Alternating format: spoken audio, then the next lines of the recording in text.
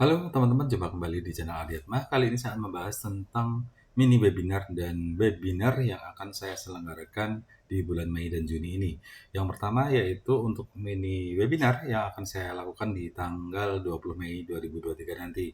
Apa saja yang akan saya bahas di situ? Yang pertama yaitu tentang mindset bisnis. Kenapa mindset bisnis ini penting? Karena mindset bisnis ini akan menentukan seberapa kuat teman-teman nanti menjalani bisnis itu sendiri. Tantangan, hambatan, rintangan, dan segala macamnya. Yang kedua adalah tentang bagaimana teman-teman akan mensupervisi partner yang cocok untuk mendampingi teman-teman nanti. Mulai dari investor, ya, dan kemudian tentang sosok direksi dan komisaris yang cocok dalam hal melengkapi organisasi teman-teman semua. Yang kedua, saya akan membahas tentang beberapa aspek yang sangat penting yang beririsan langsung dengan bisnis teman-teman semua ini. Yang pertama yaitu soal memilih bentuk usaha yang tepat. Kenapa memilih bentuk usaha yang tepat ini? Begini teman-teman. Jika teman-teman memiliki cita-cita ya. Cita-cita misalnya teman-teman di umur 35 nanti, teman-teman ingin memiliki kekayaan bersih 5 miliar. Atau di umur 45 nanti teman-teman ingin memiliki aset bersih atau kekayaan teman-teman ini di angka misalnya 20 miliar misalnya ya.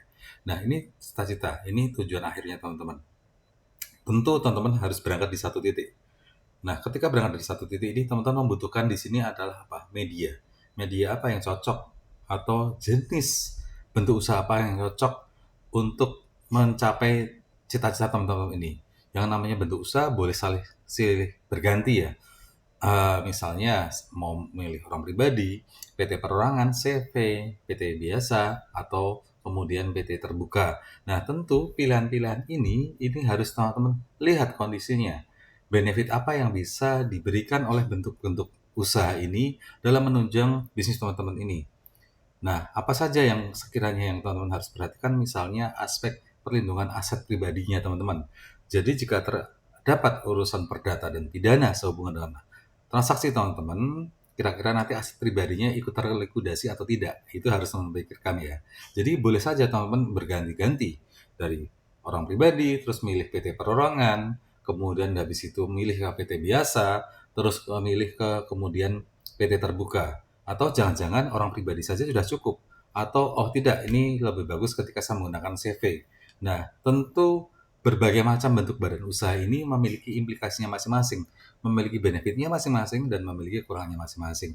Nah, di mini webinar nanti akan coba saya jelaskan dengan sederhana apa saja perbedaannya, di mana resikonya.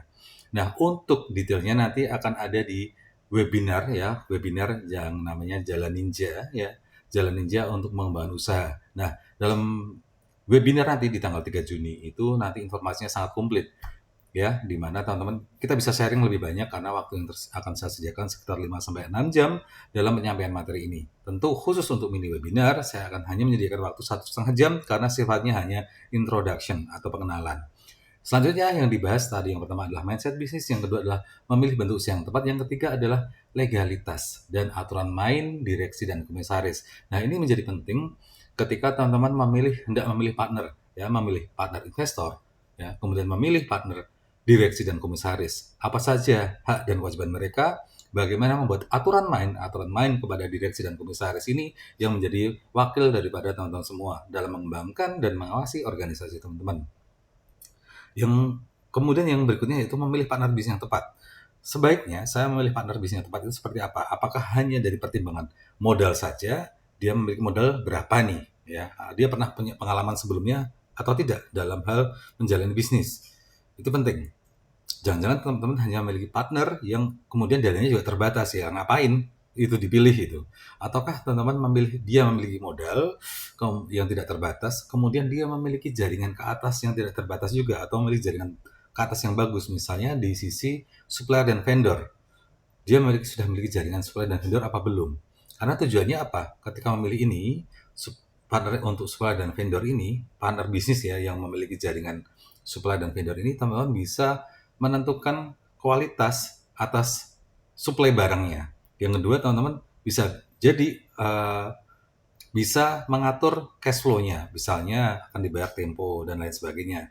Yang berikutnya yaitu apakah si partner bisnis teman-teman ini juga memiliki jaringan di bawah, artinya jaringan distribusi dan konsumen.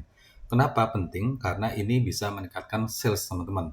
Jadi kalau yang kedua, si investor ini memiliki jaringan vendor, kemudian supplier ya, tentu teman pertama bisa main dari sisi kualitas, yang kedua mungkin bisa minta potongan harga lebih bagus, dan yang ketiga yaitu soal eh, pembayaran tempo ya. Kemudian kalau jaringan ke bawah, nah ini yang nanti kita menarik ini. Apa saja ini yang untuk jaringan di level distributor, level konsumen atau end user kita, itu dia harus memiliki atau memberikan dampak apa kepada kita. Nah, selanjutnya kita akan membahas juga tentang analisa laporan keuangan yang singkat ya.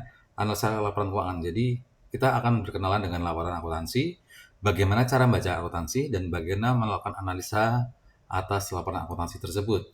Nah, yang terakhir yaitu tentang perencanaan pajak ya. Penting ini untuk orang pribadi dan badan. Kira-kira ketika orang pribadi, aspek pajaknya akan seperti apa dibandingkan dengan badan usaha yang lain. Tentu masing-masing itu ada implikasinya.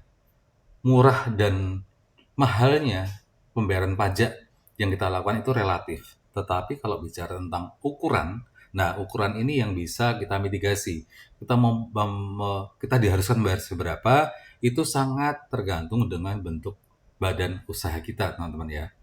Jadi kalau labanya sama-sama 1 miliar, berapa sih pajak untuk orang pribadi, badan CV, PT, dan lain sebagainya? Lebih murah mana? Nah, itu bisa dibandingkan. Yang terakhir, sangat terakhir yaitu tentang audit dasar.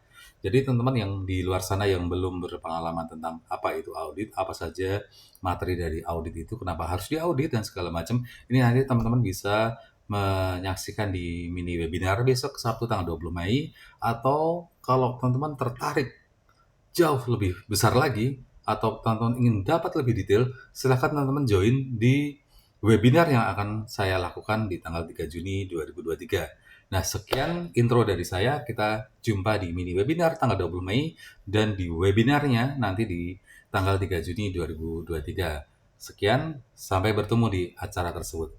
Salam bahagia untuk teman-teman semua.